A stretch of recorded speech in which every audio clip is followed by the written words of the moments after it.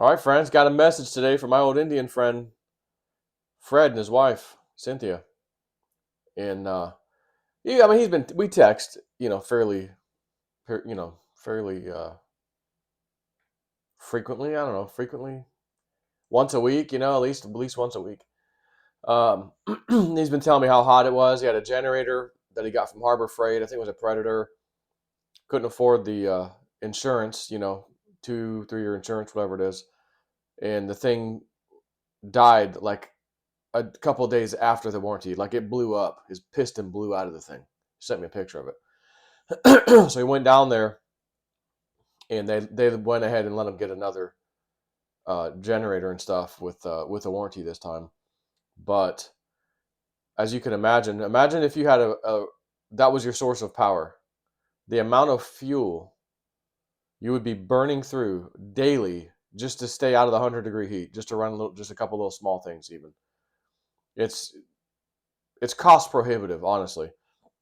And I've been telling them for a while, like we need to look at maybe solar panels with the battery backup, something like that, so that at least stuff can run during the day, and then at night, it's going to cool off anyways, inside, and you can run a little bit off the battery power. But stuff's not cheap, and man, he's just been absolutely cooking out there. And I'm like, man, I'm like, what's the Navajo word for like sweating your balls off? And he didn't reply in time, so I looked it up, and it actually came up. By by Quizia. Quizille. sweating is sweating is by Quizi off out there. So he's like, man, I got to do something. And here's the thing. And I've talked to him about this. I've talked to other people about it too.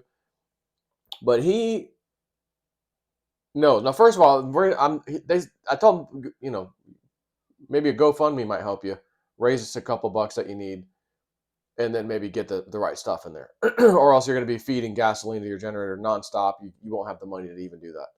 It'll just eat it up. So, anyways, the point of the video is I'm going to go ahead and put up his link in the description and the comment section. I'll pin it in case any of you feel the need to help donate to Fred's cause here. And I'll show you a couple pictures here in a second. But I'm like, Fred, I've read stories even when Trump was president, and also not when he was president. The billions of dollars allocated to give to the many Indian nations within our nation. It's an incredible amount of money when you consider the population of the Indians. It's not that high, even if you include all of them. Where the hell is the money going? And he says, basically, it's just like your government. We have our tribal government who gets to say where it goes. So your government gives our government the money. And the last place, just like in real government with you, the last place it actually goes is to somebody in need. And I'm like, it's just incredible. What are they doing with the money? I don't know. He goes, that's why when we help people, I help them directly. We raised some funds for him 2 or 3 years ago, like 12 grand, I think we raised. And he's out there with tables set up in a side of the road somewhere by the reservation. Word got out. We've got blankets. We've got basically things you would need, not fun, garbage stuff people might need out there. And man, the people came. We're thankful. Fred, this is amazing. And he's like, oh, my friend Joe helped. Joe Bear White Eagle is what he calls me. Set this up, and it was a good thing. But the problem is they got like any government, they just sit on it, they squander it. There's corruption. Who knows? And this is not just talking about Navajo, bro. This is talking about all of them. They have the same exact problems that we have. Corruption runs everywhere. No matter what you're in society, who you are, there's corruption, man. It's terrible. He was even approved, I believe, he had told me a while back, to get, he's considered an elder now by the tribe. And when you're an elder, you get a free house, basically a manufactured home, but we'll come set it up. It'll be, hooked up for you. So I'd asked him about that recently. Are you struggling out there? You're burning up every day. I mean, it's 100 degrees out there. What about what's going on with the house? He says, yeah, you tell me. I got approved for it. Nothing happened. Still waiting. I go, yeah, this is unbelievable, man. So, anyways, I'll show you, their page, and I'll put the link up. And of course, my screen is got this huge screen, so sometimes it doesn't look right. Hello, my name is Fred Willie. And of course, that was the name they gave him at the boarding house he was thrown into as a kid. Your name is now Fred Willie. He told me his Navajo name. He's like, he said, you can't write it down or record it. And I'm like, oh, okay, well, tell it to me. And he says it to me. I go, oh my God, I'll never remember that. It wasn't just like, a couple syllables. It was like, whoa. But that was his real name. And, they gave him the name Fred. You're Fred now. Hello, my name is Fred Willie. I'm a Navajo Indian from Arizona who lives in a hogan. On the picture on the left side is my wife, Cynthia, who's writing for Mr. Fred Willie. The weather in Arizona has gotten so hot. What Fred uses to keep his refrigerator on, lights on, has broken down. His gas generator, his solar energy is no longer working, which it was a little tiny thing anyways, the solar thing. His hogan is deteriorating, so he asked me to write this down to get help. He needs a new generator to run air conditioning, refrigerator, and lights during the day. Temperatures have exceeded 100 over the past 3 months. The solar keeps the refrigerator and lights on at night to keep the food fresh. The OSB paneling is needed for the hogan wall. New drywall is needed for the ceiling. A water hauling tank is needed to get fresh water because they actually have to haul their water. I've seen them do it. They sent me pictures anyways. They actually literally haul water up to their place because there's no well or nothing there. Insulation is needed to keep the hogan warm in the winter and cool in the summer. Fred gathers firewood to stay warm in the winter. This is a 100 trip, round trip. Thank you for your help. So there's a couple pictures. That's Fred. That's it. Saw the bigger picture. It's inside of his hogan, little small refrigerator, little solar battery unit. Again, it's small. This is when his piston rod come flying out of his generator. He got a picture of that. So that got destroyed, like I said. He does have some propane, but again, it goes off.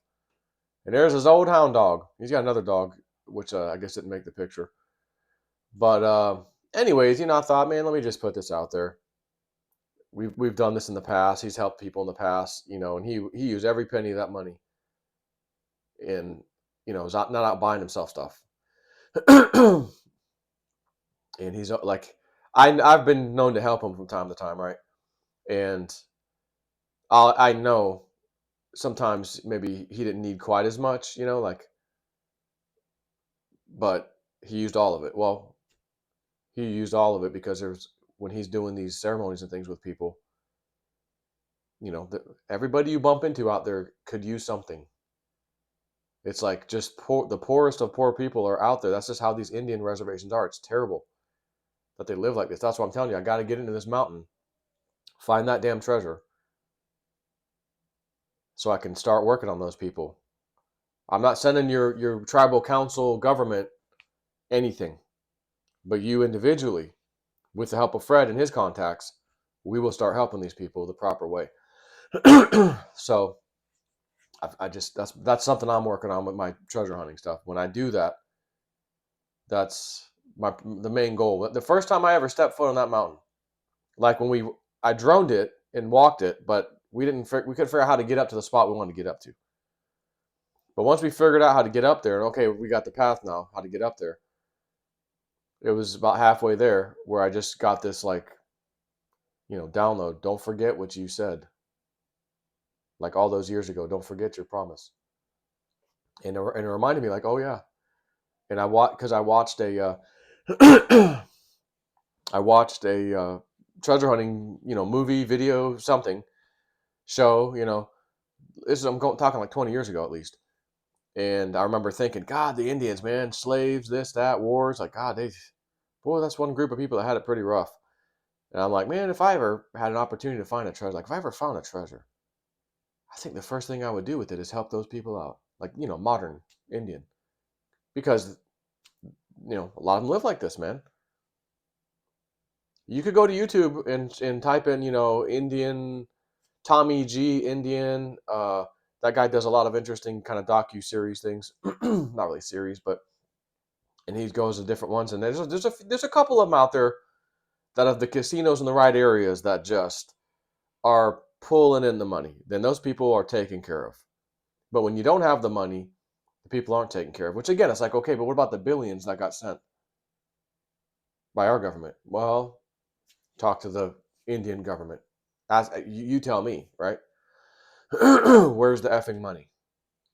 So, anyways, sometimes it's like you can only deal with what you can deal with. Deal with something that you can actually have an effect on.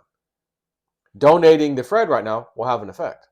Donating this to his Navajo Nation government, he would probably get a big giant zero of that money. So he said, hey, I think I've got an account set up today. Can you help me figure out how to do this? And I found a GoFundMe how-to video like for newbies. Here's how you do it. And he goes, oh, thanks. And he did it. So we put it up. And, and again, links in the description, links in the comment section. And that's it, man. If you want to help support a guy, that does a lot of wonderful things for a lot of people, Fred's that guy. I've known him for a few years now. He is that guy. And, it's just tough. The Indian life is tough, man. God's it tough. And he's retirement age. He's just terrible. Anyways, that's it. Talk to y'all later.